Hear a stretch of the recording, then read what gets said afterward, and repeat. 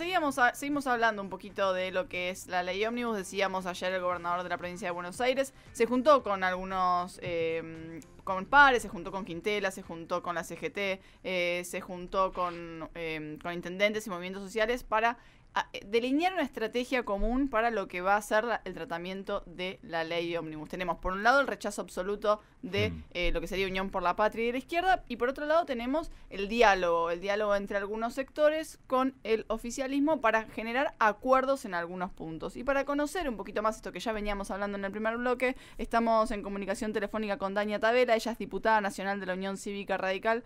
Muy buenos días, Dania. Lucía Genovesi y Jorge Moure te saludan.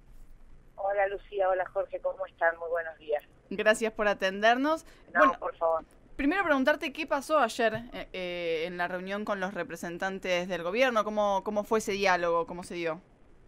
Bueno, en la reunión fue con el presidente del bloque solamente, pero bueno, le hicieron una devolución respecto a aquellas cosas que la UCR había planteado en los distintos encuentros con los representantes del gobierno, y que no habían sido respondidas en ese momento, porque hubo muchas cosas que ya habían sido avanzadas o discutidas o aceptadas en el momento de las primeras reuniones.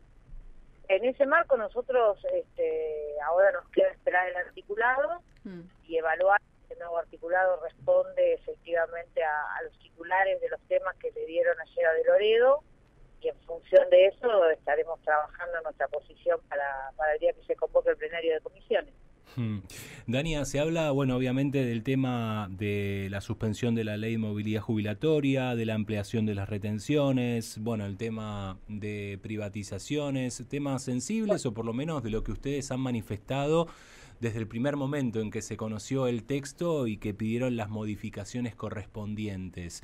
A partir de estos datos que se conocen, diputada, ¿cómo se restablece todo este esquema parlamentario? Bueno, justamente, nosotros desde el primer momento, vos lo decías muy bien, decidimos que el presidente tenía que tener las herramientas para poner en marcha el plan de estabilización económica, si es que lo tiene, y converger hacia el equilibrio fiscal. Esto estaba fuera de discusión. En ese esquema había tres restricciones. Uno, la primera restricción era llevarse puesta la Constitución o la República mediante las facultades de declaraciones de emergencia. Nosotros de esto creemos, por eso te digo esperar el articulado, creemos de acuerdo a lo que nos dijo el ministro del Interior, que esto se había reducido, que había una alternativa. ¿Hola? Sí, te escuchamos bárbaro. Que había una alternativa propuesta. La segunda cuestión tenía que ver con no afectar a los jubilados, y por supuesto nos han planteado que que están terminando de evaluar si avanzan en la cláusula de ajuste por IPC o si retiran directamente el periodo de suspensión que habían hecho. La tercera cuestión tenía que ver con las retenciones a las economías regionales, y dicen que volverían para atrás con esa decisión.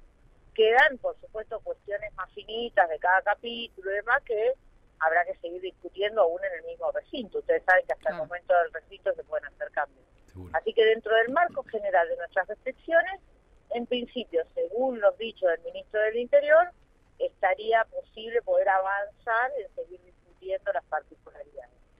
Doña, en este sentido, digamos, ustedes a priori habrían conseguido algunas modificaciones en estos temas sustanciales y pasarían a discutir en el recinto, por ejemplo, los cambios si los creen necesarios, en la cultura, en el tema del congelamiento del financiamiento de las universidades, en el tema medio ambiente, porque se habla como el paquete es tan grande y desregula y hay 600 artículos, ahora pusieron el foco en algunos que son los vinculados, digamos, al financiamiento, si quieren, los más fiscales y demás, pero quedan un montón de temas afuera que de hecho fue la sociedad civil a exponer. ¿Eso se tratarían directamente en el recinto? A ver, porque tenés tres instancias. Estos temas eran el pasa o no pasa, claro. ¿Entiendes? Si esto no cambiaba, nosotros íbamos a tener una medida distinta. Por ejemplo, podríamos haber dispuesto a no dar quórum, para darte un ejemplo. Sí. Cambiado esto, nosotros tenemos que ir a las comisiones, al plenario de comisiones. En el plenario de comisiones ya se van a ocurrir cambios. Bien. Y después tenés la situación de los cambios en el recinto, y también puedes oponerte a capítulos enteros, artículos enteros. Así que por ejemplo, el tema cultura, en la medida en que el texto sigue siendo el texto de la ley original, yo te anticipo ya mi postura absolutamente en contra correcciones en ese sentido. E incluso proponer las correcciones en el mismo recinto y quizás acercar los votos de otras fuerzas políticas para sostener otros cambios. Claro. Ese es el tema de eso. Ya empieza el juego parlamentario, que es bastante aburrido, pero digo, la verdad que tiene que ver primero con definir el pasa o no pasa. Una vez que eso puede ser analizado, bueno, entra en otro estado, pero insisto, depende del articulado, porque hasta acá ya fuimos y vinimos varias veces en algunas discusiones donde después no se plasma en el artículo final. Claro.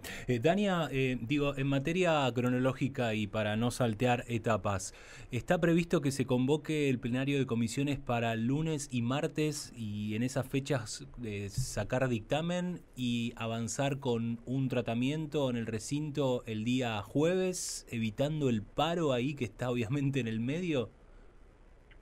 A ver, sí, es una posible agenda, pero la verdad es que hoy, para poder decir que vamos por ahí en esos días, necesitaría tener precisiones respecto del articulado. Vos pensás que las devoluciones iban a estar el miércoles, claro, terminaban estando ayer jueves a las, 9 de la noche. Sí.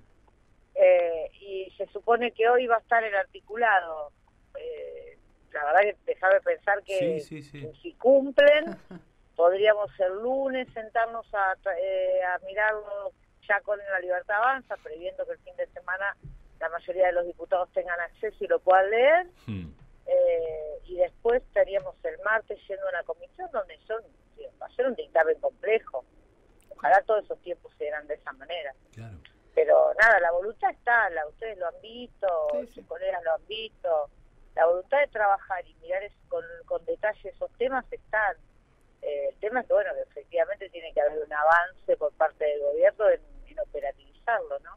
Doña, en este sentido de que la voluntad está, ¿vos sentís que se fueron flexibilizando en la cuestión del diálogo? Porque al principio parecía como que era muy difícil conseguir cambios, era como sale todo o no sale. De hecho, el presidente de la Nación es como muy duro cada vez que se refiere a los legisladores. Y sin embargo, ahora, bueno, han llegado a una instancia de diálogo que vos decís, bueno, vamos y venimos, pero por lo menos hay una instancia de diálogo. ¿Vos viste una evolución en este corto tiempo?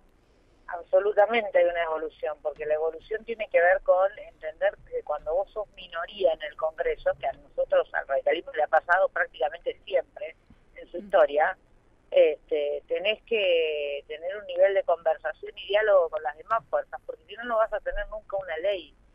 Y la verdad que vos podés creer que podés gobernar por Twitter, como quiera ser el presidente, o a los gritos, pero tenés una república y una democracia en funcionamiento.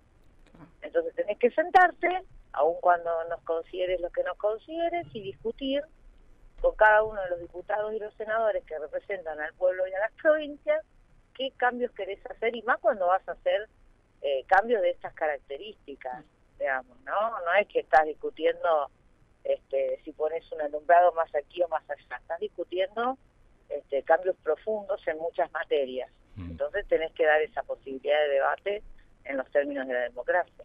Dania, en las últimas horas, digo, a partir de estos encuentros que se desarrollaron ayer por la tarde-noche en la Cámara de Diputados, ¿tuvieron contacto con los gobernadores? ¿Pudieron pasarle por lo menos revista de lo ocurrido ayer en el despacho de Menem?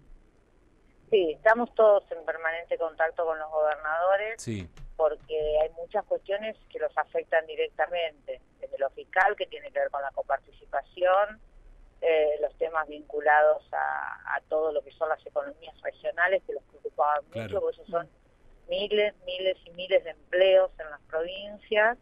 Y bueno, y obviamente hay temas más complejos como la ley de hidrocarburos, la energía, el tema vinculado a la explotación de los recursos naturales, que también estamos esperando el articulado para ver si las cuestiones que fueron discutiendo los gobernadores con el tema de biocombustibles, de pesca y demás, fueron ellos, el gobierno dice, los aceptamos los cambios, pero hasta que no los escriben es como que uno tiene la duda de qué significa los aceptamos, ¿no?